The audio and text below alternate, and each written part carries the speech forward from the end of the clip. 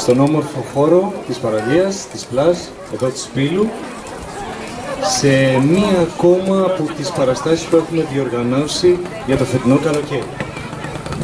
Η απόψινή παράσταση έχει θεματολογία την χοροδιακή μουσική.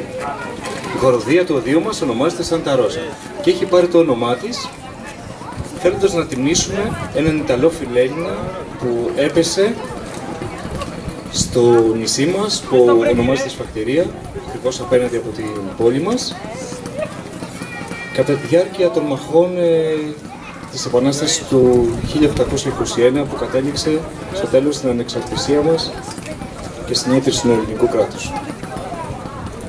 Με τη χοροδία μας ερμηνεύουμε διαφόρων ειδών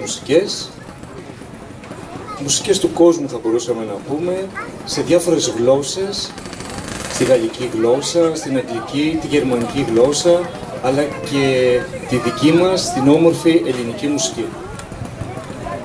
Ένα τέτοιο πρόγραμμα έχουμε στήσει και για απόψε. Πιστεύουμε ότι θα το απολαύσετε. Έχουμε και background την θάλασσα που είναι έτσι κάτι διαφορετικό. Δεν το έχουμε ξανακάνει. Δεν έχει συνηθιστεί εδώ πέρα σε αυτό το χώρο να γίνονται παραστάσεις. Και πιστεύω ότι η απόψινή θα αποτελέσει και το έναυσμα να διοργανώνονται και άλλα πράγματα σε αυτό το χώρο. Ευχαριστούμε τους ανθρώπους που υποστήριξαν τη διοργάνωση των παραστάσεών μας, τους επιχειρηματίες, τους ανθρώπους που έχουν εδώ τα μαγαζιά στην παραλία μας και στην πλατεία.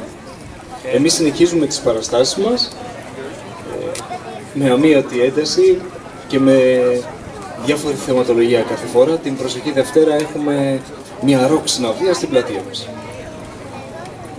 Σε αυτό το σημείο, όπως είπα και την προηγούμενη φορά, με πολύ χαρά, αλλά περισσότερο με υπερηφάνεια, γιατί το σύνολο της χοροδίας έχει προκύψει μετά από πολλά χρόνια με ένα φίλτρο αυξημένο ως προς τη σύσταση της χοροδίας. Θέλω να σας παρουσιάσω τα παιδιά της χοροδίας, τη χοροδία Σάντα Ρόζα. Ελάτε παιδιά μου. Ένα ζεστό χειροκρότημα.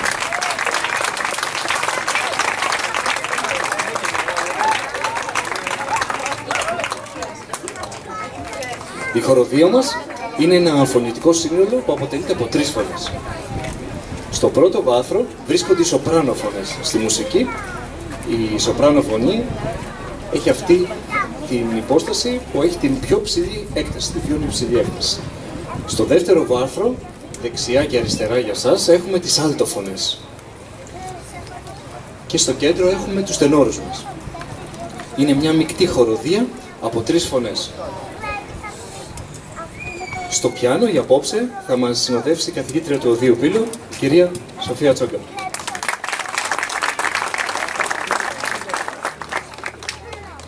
Θα αρχίσουμε με γαλλική μουσική.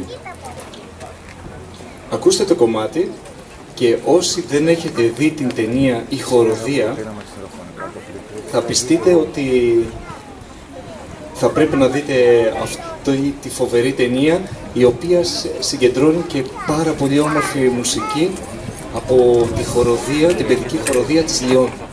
Ακούστε λοιπόν.